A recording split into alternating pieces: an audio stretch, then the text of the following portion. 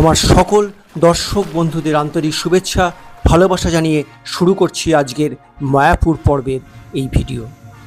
মায়াপুরের সুন্দর প্রকৃতি আর শান্ত মনোরম পরিবেশ আমাদের সকলকে আকর্ষণ করে। হরে কৃষ্ণ। সমস্ত দর্শনার্থীদের জন্য এখন মায়াপুর কিংডম থিয়েটার খোলা আছে। জলঙ্গির ধারে মায়াপুরের অনেক আকর্ষণের মধ্যে অন্যতম আকর্ষণ এখানকার ইস্কন মন্দির। ইস্কন মন্দিরের সামনে প্রথমে 1 নম্বর গেট দিয়ে ঢুকে প্রথমে ভোগের কুপনটা কেটে নেবেন। গীতা ভবনে অন্নপ্রসাদ পাবেন এবং সেটির মূল্য 60 টাকা। প্রথমেই দেখে নিন শ্রী মায়াপুরের চন্দ্রোদয় মন্দিরের অনুষ্ঠান সূচি। ভোর 4:30 থেকে শুরু করে রাত্রি 8:15 পর্যন্ত অর্থাৎ শয়ন আরতি পর্যন্ত বিভিন্ন অনুষ্ঠানের লিপি এখানে দেয়া আছে। গীতা ভবনের জন্য যে অন্নপ্রসাদের কুপন পাওয়া যাচ্ছে সেটা 60 টাকা। এখানে থাকছে অন্ন, ডাল, ভেজ পকোড়া, রুটি, ড্রাই সবজি, পনির এবং পায়েস বা পরমান্ন। নির্মীয়মান মন্দিরটির কাজ এখনও চলছে, শেষ হয়নি। এটি হবে বিশ্বের সর্ববৃহৎ মন্দির। সাধারণত যে কোনো রবিবার, ছুটির দিন বা কোনো তিথি উপলক্ষে প্রচুর মানুষের সমাগম হয় এই ইস্কন মন্দিরে। এটি হলো গীতা ভবন। এখানে তীর্থযাত্রীদের থাকা ও খাওয়ার সুব্যবস্থা আছে। নিচে ফোন নাম্বার দেওয়া আছে, ফোন নাম্বারে বা সরাসরি এসে যোগাযোগ করা যেতে পারে। গীতা ভবনের থাকার ব্যবস্থা মোটামুটি বেশ ভালো। এছাড়াও এখানে অন্যান্য ভবন যেমন শঙ্খ ভবন, চক্র ভবন, গদা ভবনের দিক নির্দেশও দেওয়া আছে। গীতা ভবনের সামনে যে মন্দিরটি রয়েছে মায়াপুরের প্রথম এবং আদি মন্দির। এখানে রাধাকৃষ্ণ এবং কৃষ্ণের অষ্টসখীর খুব সুন্দর বিগ্রহ আছে। এখানে ফটোগ্রাফি এবং কোনো প্রকার ভিডিওগ্রাফি সম্পূর্ণরূপে নিষিদ্ধ।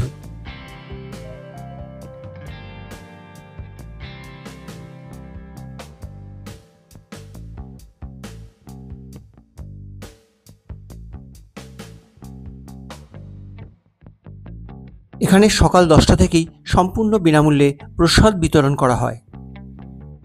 আজ একটু ভিড় কম ছিল, নাহলে প্রচণ্ড লাইন পড়ে এখানে।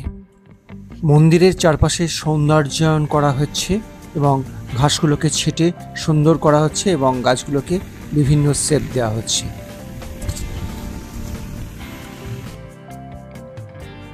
শীতের মরশুমে এই স্থানটি ভরে ওঠে নানা ফুলের সম্ভারে।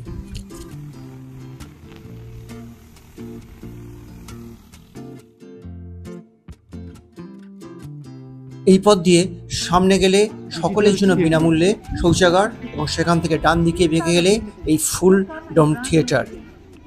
এখানে মায়াপুরের 9টি দ্বীপের মাহাত্ম্য সম্পর্কে একটি ভিডিওগ্রাফি বা ভিডিও খুব সুন্দরভাবে উপস্থাপন করা হয়।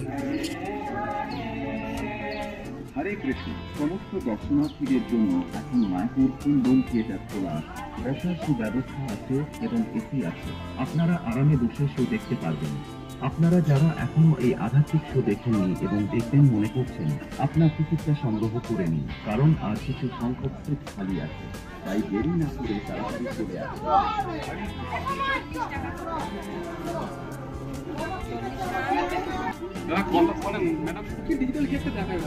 সমুদ্র মন্থন এসব দেখি। বলছি যে ভেতরে ক্যামেরা অ্যালাউ আছে, ভিডিও অ্যালাউ না। মোবাইলে চারটে দেবেন বাচ্চাদেরও তো।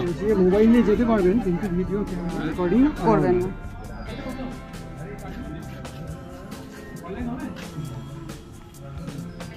$40 করে টিকিট।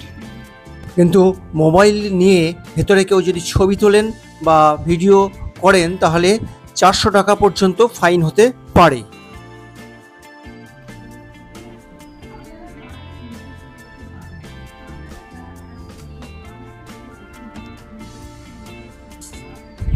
ভিতরে যে শো সেটি হিন্দি ভাষায় সম্প্রচার করা হয় এবং মোটের উপরে ভালো। ভেতরে যেহেতু রেকর্ডিং অ্যালাউ না, সেজন্য এখানে বন্ধ করে দিচ্ছি। যিনি কৃষ্ণভক্তিকে বিশ্বের দরবারে প্রচার করেছিলেন, সেই শ্রীল প্রভুপাদের জীবনের নানা কাহিনী নিয়ে এই মিউজিয়াম। এখানে 15 টাকা করে টিকিট। এটি দেখে চলে আসুন প্রসাদ ভবনে, অর্থাৎ গীতা ভবনে যে কুপন কেটেছিলেন সেটি জন্য লাইন দিতে হবে, কারণ এখানে দেরি হয়ে গেলে আমার দেখা 4 থেকে 5,000 লোকের লাইন হয় এবং প্রচুর পরিমাণে দেরি হয়ে যায়।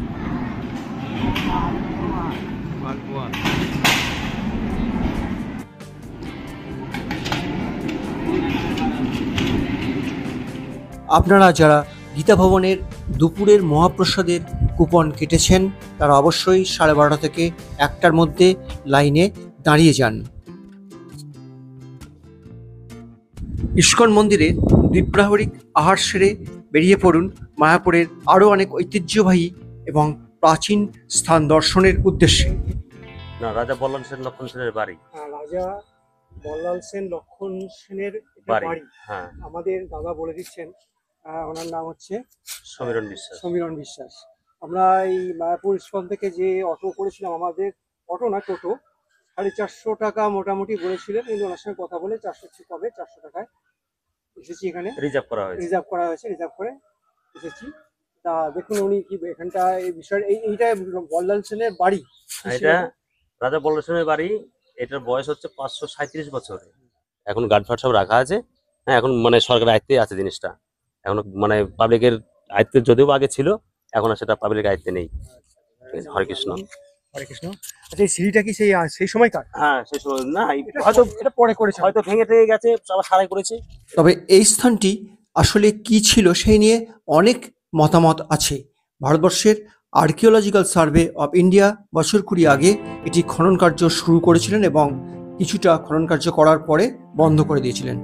আমি যেটুকু উঠে দেখতে পেলাম যে ওপরের যে নাট মন্দিরই বলুন, আবার বা বল্লাল সেনের বাড়ি বলুন, গোপন কুঠুরি বলুন, সেইগুলো কিন্তু এখন নেই।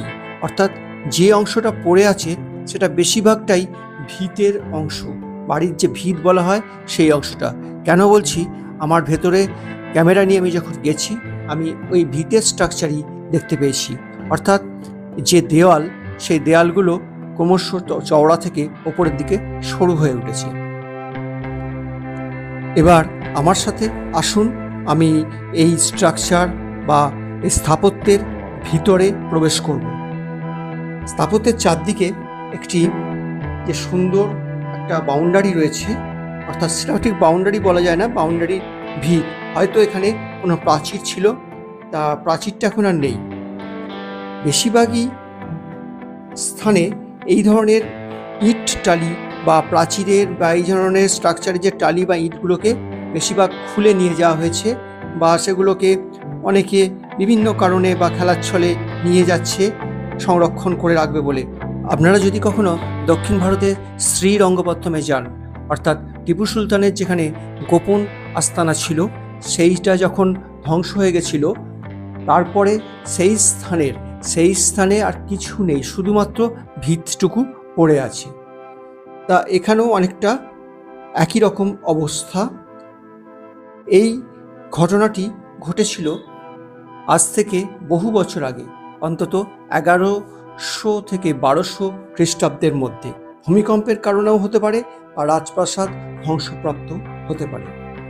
এখন যেটা দেখা যাচ্ছে সেটা মাটি খুঁড়ে, ভারতের পুরাতত্ত্ব বিভাগ এই মাটি খুঁড়ে এই স্থানটি বার করেছেন এবং ভেতরে যে গলি সেখানে ঢোকার সিঁড়ি আছে।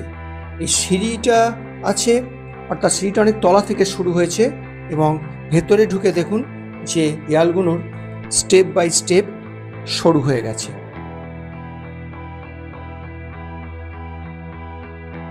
দেয়ালের মধ্যে কোনো প্রকার জানলা বা দরজা বা বাতাস চলাচলের কোনো প্রকার ব্যবস্থা নেই। সেজন্য একটু সন্দেহ জাগে যে এটি আসলে ভিতের অংশ কিনা।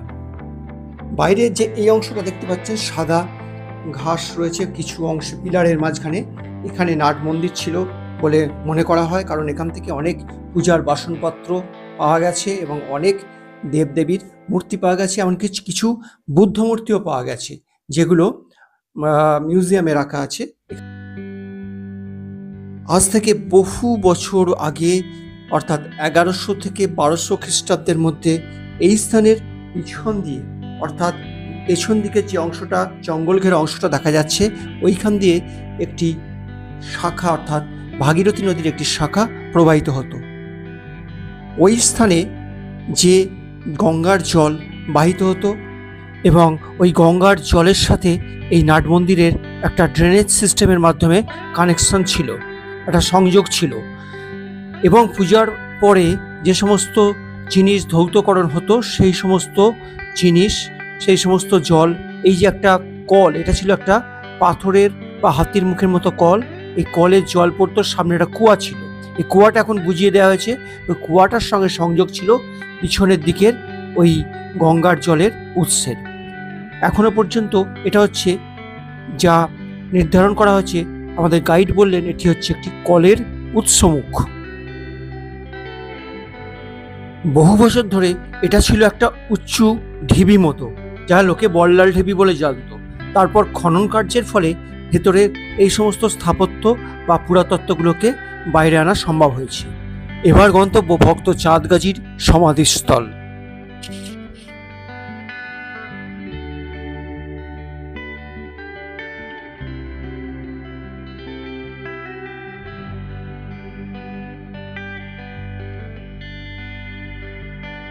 চাঁদগাজীর এই সমাধিস্থলকে নিয়ে রয়েছে অনেক কাহিনী।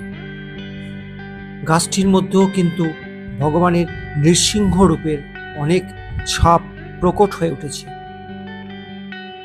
চাঁদগাজী হরিনাম সংকীর্তনের ঘোরতর বিরোধী ছিলেন। একদিন তিনি প্রচণ্ড রাগান্বিত হয়ে নিত্যানন্দ মহাপ্রভু যখন নাম সংকীর্তন করছিলেন খোল বাজিয়ে, সেখানে গিয়ে তিনি চড়াও হয়ে আক্রমণ করে সেই খোলটিকে ভেঙে দিয়েছিলেন। সেই স্থানটির নাম হচ্ছে খোল ভাঙার ডাঙা, এটি কাছেই অবস্থিত। সেই খোলটি এখনো সংরক্ষিত আছে। তা মহাপ্রভু শ্রী চৈতন্য যখন এই খবর শুনলেন, তখন তিনি রাত্রে চাঁদগাজীর বাড়িতে হাজির হলেন এবং চাঁদগাজী মহাপ্রভুকে দেখে তার সকল ধর্মবিদ্বেষ ভুলে মহাপ্রভুর কৃপায় নিজেকে ধন্য করলেন। ভক্ত চাঁদগাজীর সমাধিস্থলে এই সুবিশাল গোলকচাপার গাছটি দেখলে বিস্মিত হতে হবে।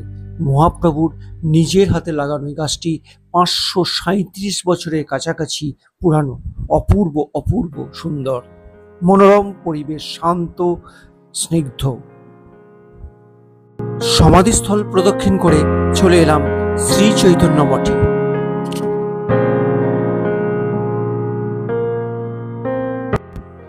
এরপর ঘুরে নিতে পারেন শ্রী চৈতন্য মঠ।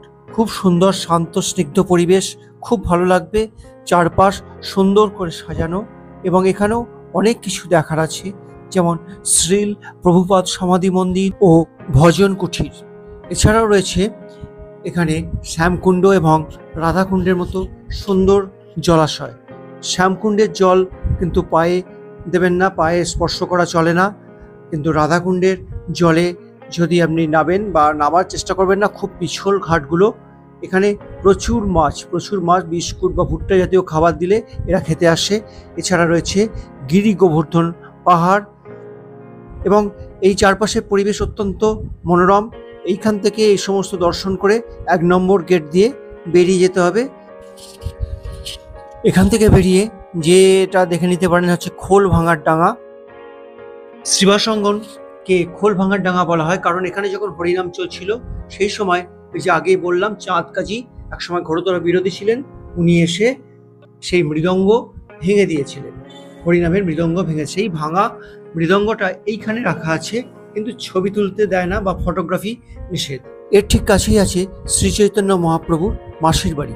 একটি মতে বলা হয় এটাই হচ্ছে প্রাচীন মায়াপুর এবং এখানেই শ্রী চৈতন্য মহাপ্রভু ভূমিষ্ঠ হয়েছিলেন বা আবির্ভূত হয়েছিলেন, এই নিম গাছের তলায়। আবার এ নিয়ে অন্য মত আছে, নবদ্বীপ শহরের মধ্যে আছে প্রাচীন মায়াপুর এবং সেখানেই মহাপ্রভু আবির্ভূত হয়েছিলেন। তাই সকল রকম মতামতকে শ্রদ্ধা জানিয়ে এগিয়ে চললাম নবদ্বীপের পথে। তাহলে সকলকে অনেক অনেক আন্তরিক শুভেচ্ছা, ভালোবাসা, প্রণাম জানিয়ে আজকের মতো ভিডিওটা এখানেই শেষ করছি। আর সকল বন্ধুদের কাছে আমার একটা ছোট্ট আবেদন রইল, আমার এই চ্যানেলটাকে সাবস্ক্রাইব করে নেওয়ার জন্য এবং একটি ছোট্ট লাইক দেওয়ার জন্য। তাহলে আজকের মতো টাটা বাই।